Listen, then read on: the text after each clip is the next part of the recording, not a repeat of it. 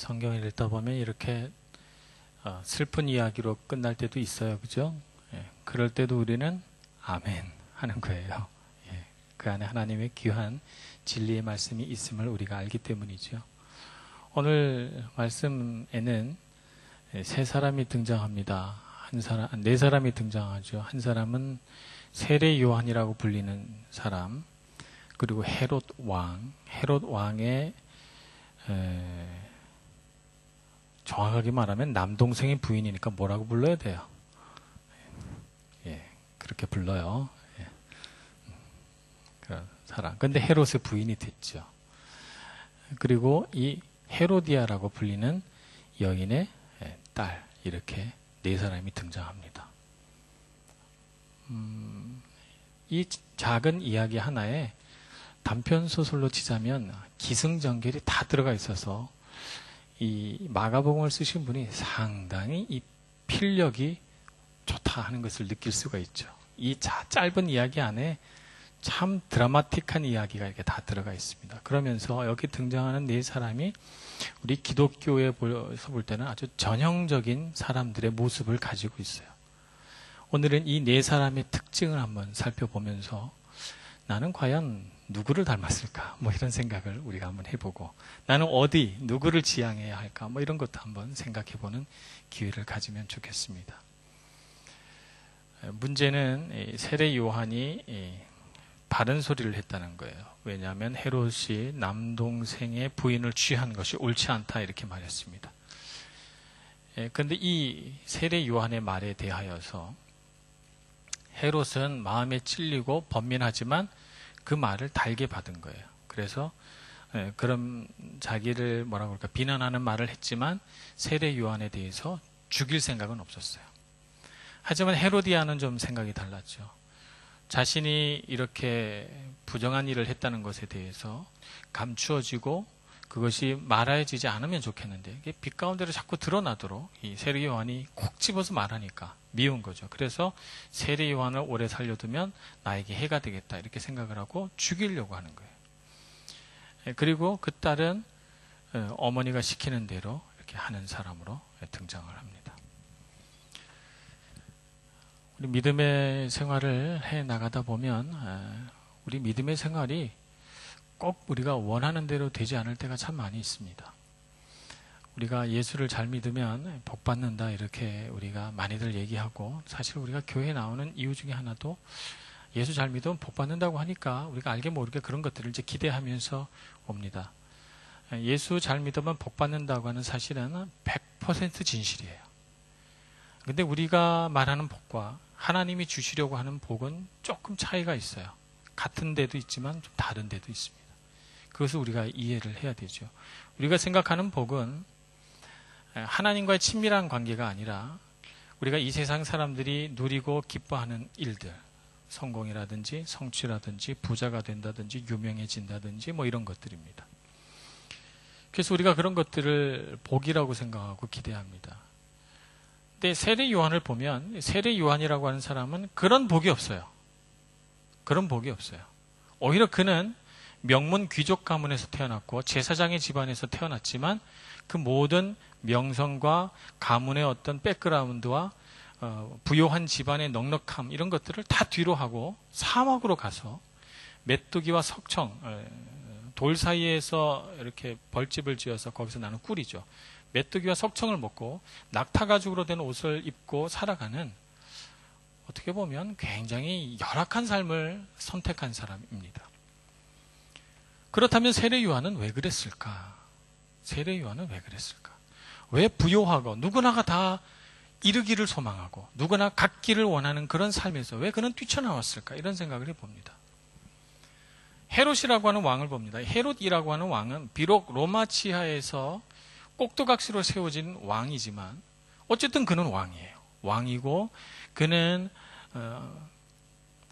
그 지역 안에서는 상당히 막강한 권력이 있고 많은 재산이 있고 그는 백성들로부터 어쨌든 간에 권위를 갖고 존경을 받습니다.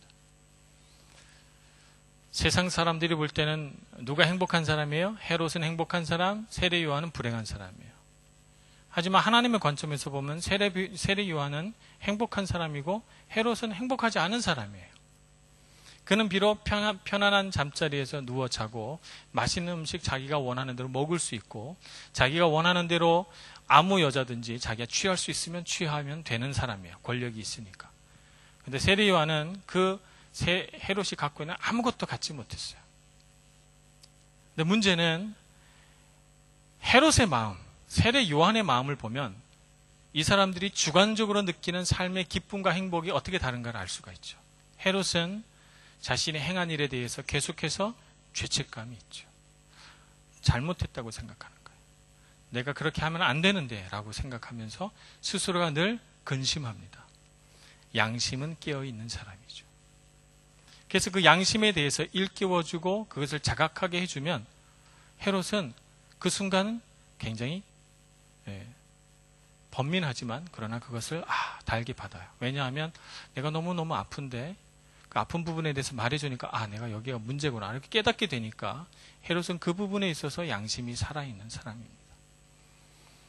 세례 요한은 하나님과의 관계 안에서 참 평안을 누리는 사람이에요.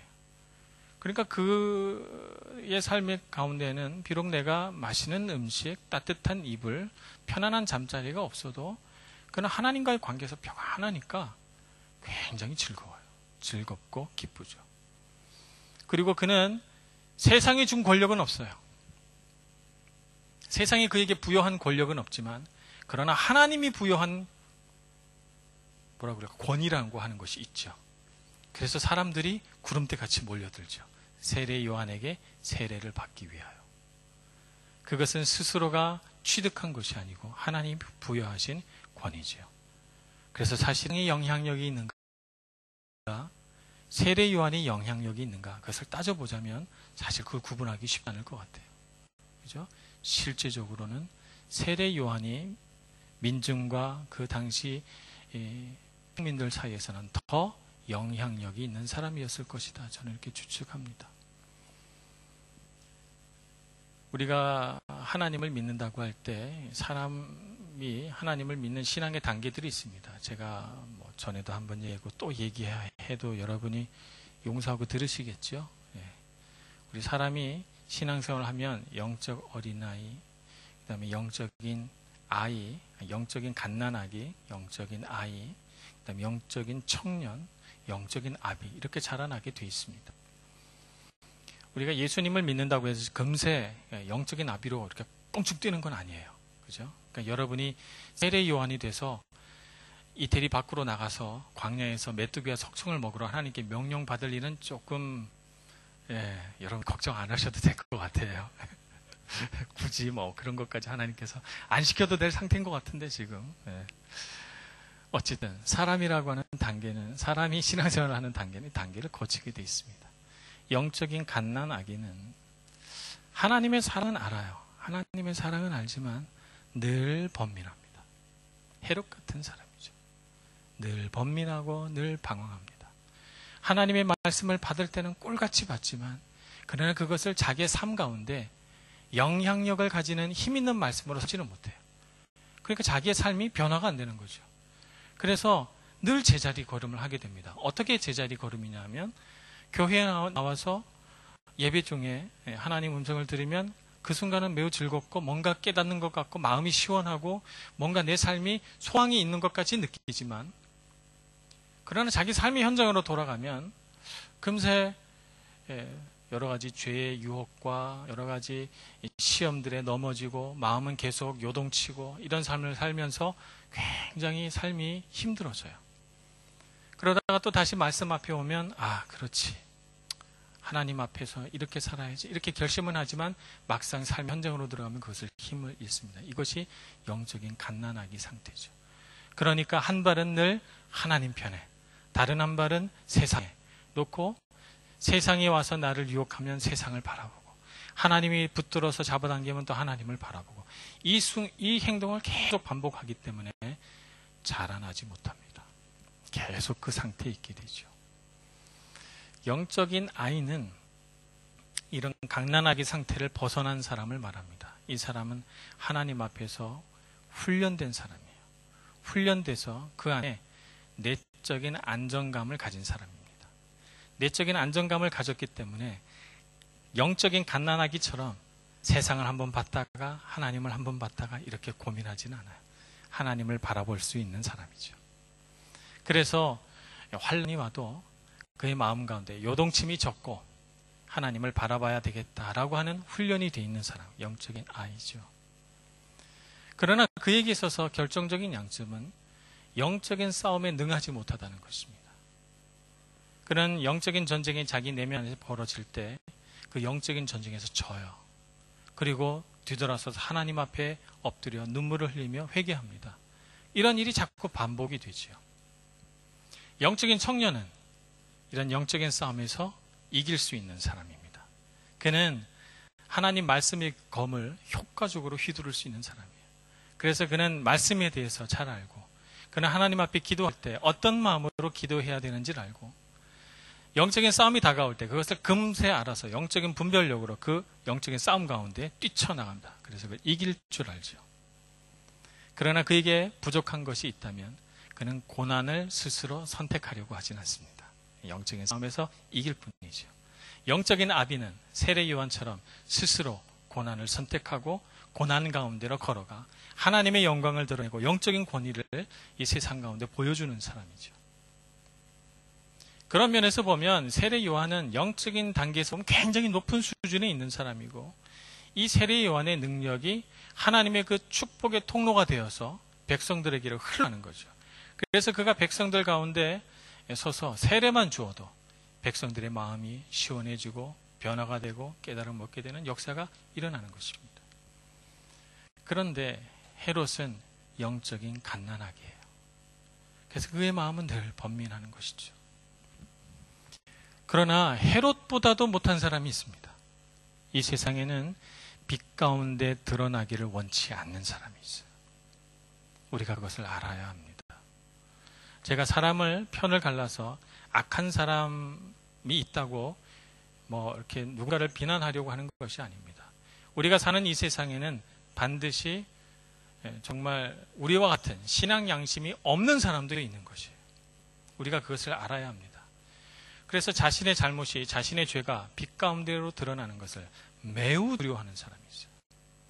이런 사람의 관심은 오직 하나, 자기 죄를 은폐하고 그 죄가 드러나도록 만드는 사람을 적으로 규정하고 그 적과 원수를 멸하려고 하는 사람입니다. 이것은 완전히 죄가 그 사람의 영혼을 묶어놓고 잡고 있기 때문에 그렇습니다. 죄에 사로잡히게 되면 내가 하는 행동에 대해서 인식하지 못합니다. 밧세바를 범한 다윗이 바로 그런 상태에 있었죠. 죄가 그의 영혼을 붙잡고 있으니까 그는 자신이 어떤 행동을 하고 있는지 인식하지 못해요. 자기가 지금 정말 한 가정을 파괴시키고 있다는 것을 깨닫지 못합니다. 충성스러운 신하 우리야를 죽게 했다는 사실을 그는 깨닫지 못해요. 그는 죄 가운데 묶여 있었던 것이죠. 그것을 깨닫게 해주려면 빛이 그 어둠 가운데로 비추어야 하는 것이죠. 요한복음 1장에 나와 있는 바와 같이 빛이 어둠에 비추었으되 어둠이 기뻐하지 아니했다고 했어요. 이 세상에는 빛이 비춰도 기뻐하지 않는 사람이 있습니다. 그런 사람을 우리는 조심해야 돼요. 그런 사람의 손에 걸려들지 않도록 우리는 기도해야 되는 것이죠. 그래서 예수님께서도 주기도문에 보면 악한 자의 손에서 우리를 구원해 달라고 그 주기도문에 나왔죠. 그래서 우리는 우리 죄에서도 벗어나야 되겠지만 악한 자에게 걸려들지 않도록, 그런 사람의 손에 묶이지 않도록 하나님께 늘 기도해야 되는 것입니다. 헤로디아가 바로 그런 여인이죠. 고대의 여성들의 권리가 굉장히 낮았다고 하지만 이 헤로디아 같은 사람들을 보면 결코 여성들의 권리가 낮다고 볼 수는 없습니다. 고대에 보면 이런 형태의 여인들이 굉장히 자주 등장합니다. 헤롯이 이렇게 마음에 번민이 많고 결정을 못하는 우유부단한 사람인 것을 아니까 헤로디아가 아주 교묘한 깨와 어떤 그런 남자를 사로잡는 능력을 가지고 헤롯을 딱 묶어놓고 있죠. 그래서 세례 요한이라고 하는 정말 이 시대가 두 번 다시 보기 힘든 걸출한 영적인 아비를 한순간에 목을 잘라 무참하게 살해하는 이런 일을 벌이게 되는 것입니다. 이런 사람에게는 빛이 비추어도 정말 감당하기가 어렵습니다. 하나님의 은혜가 아니고는, 하나님의 능력이 아니고는 이런 사람을 변화시키기가 쉽지 않죠. 우리는 변화시키겠다고 그런 사람에게 덤벼들면 안 됩니다. 우리는 피해야 돼요. 우리가 만약 영적인 아비라면 덤벼들 수 있습니다. 싸울 수 있습니다. 그것을 통해서 그의 추함과 그의 더러움과 그의 죄들이 밝혀지기 때문에 그렇게 될 수 있습니다. 그러나 우리는 아니에요. 우리는 늘 기도해야 됩니다. 악한 자의 손에 걸려들지 않도록. 그런 헤로디아의 딸이 있습니다. 이 딸은 뭐라고 그럴까요? 엄마와 아빠 사이에서 탁구공처럼 왔다 갔다 하는 아이죠.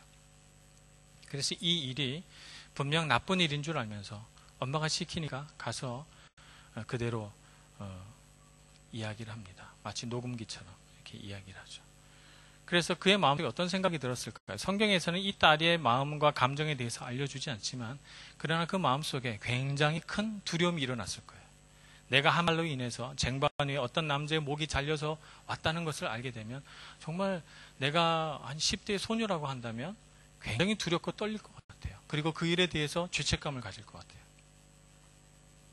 우리는 그런 일에 소용되지 말아야 합니다. 그렇기 때문에 우리는 믿음의 눈을 크게 뜨고 분별력을 키워야 돼요. 그래서 우리가 악한 일에 이용당하면 안 되는 것입니다. 우리가 인생을 살아가면서 우리의 삶에 이 세례 요한의 죽음과 같이 처절한 일은 잘 일어나기 쉽지 않습니다. 그러나 이것의 축소판과도 같은 일들은 많이 일어나요. 그래서 우리는 우리도 모르게 어떤 사람에게 이용당하기도 하고 마음의 죄책감을 갖기도 하고 그리고 마음속에 번민을 가지고 이렇게 하는 것이 옳은데 왜 나 이렇게 살지 못할까를 늘 고민하며 살아갑니다. 우리가 하나님 앞에 힘을 구해야 합니다. 괴테가 파우스트라고 하는 책을 썼습니다. 괴테는 문학자이면서도 그 문학 안에 그 갖고 있는 철학 같은 것들을 이렇게 잘 스며들게 했던 그런 독일의 문호죠. 이 괴테가 파우스트를 쓰면서 그 파우스트라고 하는 이 박사가 가지고 있는 번민이 곧 우리 많은 인류가 갖고 있는 번민과 비슷합니다. 마음대로 살고 싶은 거예요. 세상에 누리고 싶은 것들을 마음껏 누리고 내가 사랑하는 여인이 있다면 그 여인을 내 마음대로 쟁취하고 싶은 거예요. 그래서 사탄과 거래를 합니다. 내 영혼을 팔 테니 당신이 내 소원을 다 들어주라. 그래서 그가 원하는 세상의 권력과 그가 사랑하는 여인을 그가 다 쟁취했지만 그의 영혼은 계속해서 공허합니다.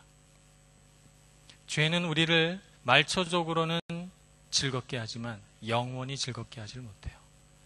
그 죄가 주는 쾌락과 즐거움의 끝에는 반드시 허무함이라는 것이 있습니다. 그래서 솔로몬 왕도 그 화려한 왕국을 누리고 그 놀라운 왕국의 번영을 누렸지만 전도서에 보면 헛되고 헛되니 헛되고 헛되도다. 헛되다는 말을 5번이나 반복을 하고 있는 것이죠. 허무해요. 허무. 그래서 파우스트라고 하는 이 소설 안에서도 이 희극 안에서도 그런 허무가 보여지는 것이죠. 그래서 괴테가 죽을 때 그가 마지막 남긴 말이 이렇다고 하죠. 나에게 조금만 더 빛을 라고 하는 말을 남기고 세상을 떠났다고 합니다. 우리에게 필요한 것이 뭘까요?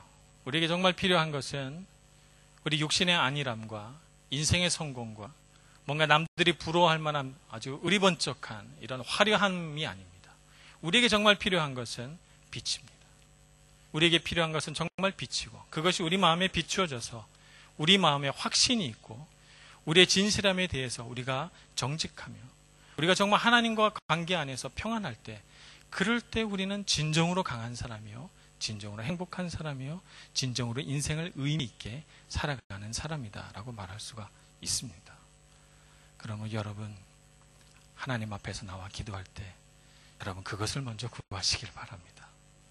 하나님과의 관계 안에서의 평안, 하나님께서 비춰주시는 빛을 간절히 사모하면서 기도하시기를 원합니다.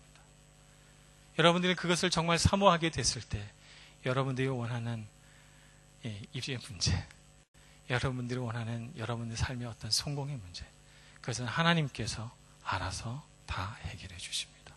우리에게 필요한 것들을 공급해 주시고, 우리가 먹고 살 것들을 마련해 주시고, 우리가 정말 높아져야 할 때 하나님께서 높여주시고, 우리가 넘어서야 할 곳에서 넘어서도록 하나님께서 인도해 가시는 것입니다.